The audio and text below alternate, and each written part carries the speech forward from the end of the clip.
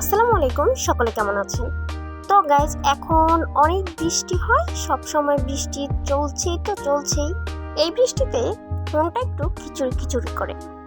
তো আজকে একটু খিচুড়ি রান্না করব। তো প্রথমে নিয়ে নিব ডাল। ডাল ছাড়া খিচুড়ি অসম্পূর্ণ। এখানে আমি 2 রকমের ডাল নিয়েছি। তো ডালটাকে খুব ভালোভাবে ধুয়ে নিব। ডালে অনেক ময়লা থাকে, তাই ডালটাকে খুব ভালো করে ধুতে হয়। ডালটা ধোয়া প্রায় শেষের দিকে, তো ডালটা ধোয়া হয়ে গেছে, এটা আমি আলাদা করে এখন রেখে দিব। এবার নিয়ে নিলাম পোলাওর চাল। এই পোলাওর চাল আর ডালটাকে মিশ্রণ করে আবার সুন্দর করে ধুয়ে নিব। চাল আর ডালের মিশ্রণটাকে কিছুক্ষণ রেখে দিয়ে পানি ঝরিয়ে নিতে হবে। এরপর নিয়ে নিলাম গোটা মশলা, যা খাবারের স্বাদ বাড়িয়ে দেয়। এরপর একটা প্যান নিয়ে পরিমাণ মতো তেল দিয়ে দিলাম।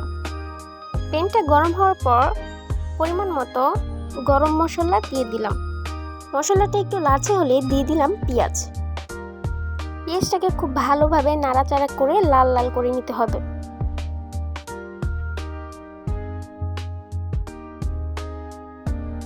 এরপর পরিমাণ মতো আদা, পরিমাণ মতো রসুন বাটা, পরিমাণ মতো জিরা বাটা দিতে হবে।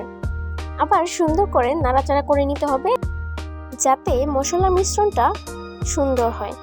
মিশ্রণটা একটা সময় এরকম হয়ে আসবে। তারপর মিশ্রণটাকে ভালোভাবে কষিয়ে নিলাম।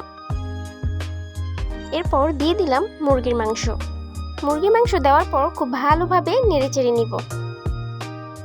এরপর মুরগির মাংসটাকে ভালোভাবে কষিয়ে নিব। এরপর কিছুক্ষণ ভালোভাবে জাল দিতে হবে।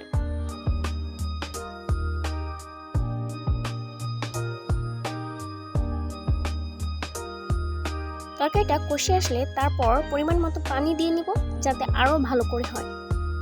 এরপর আবার কিছুক্ষণ দমে রাখতে হবে। এরপর আবার ভালো করে নাড়াচাড়া দিয়ে নিব।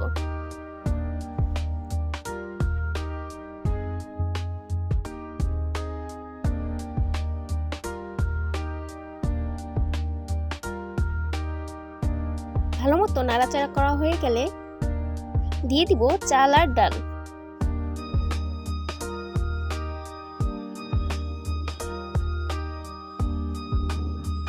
চাল আর ডালটা দেওয়ার পর খুব ভালোভাবে নেড়েচেড়ে নিতে হবে। মিশ্রণ দুটিকে একসাথে করতে হবে এবং হালকা একটু পানি দিয়ে খুব ভালোভাবে নাড়াচাড়া করতে হবে। এরপর দিলাম কয়েকটা বড় সাইজের আলুর টুকরো। এরপর পরিমাণ মতো পানি দিয়ে ভালো করে নাড়াচাড়া করে নিতে হবে, যাতে নিচে না লেগে যায়।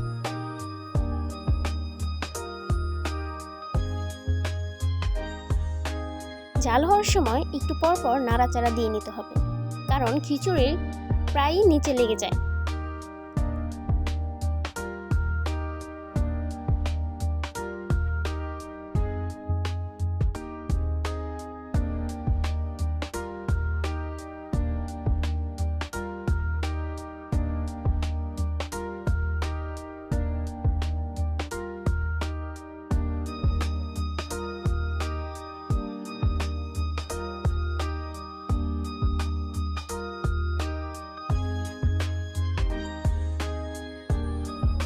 তো রান্না প্রায় শেষের দিকে, খিচুড়ি মোটামুটি হয়ে এসেছে।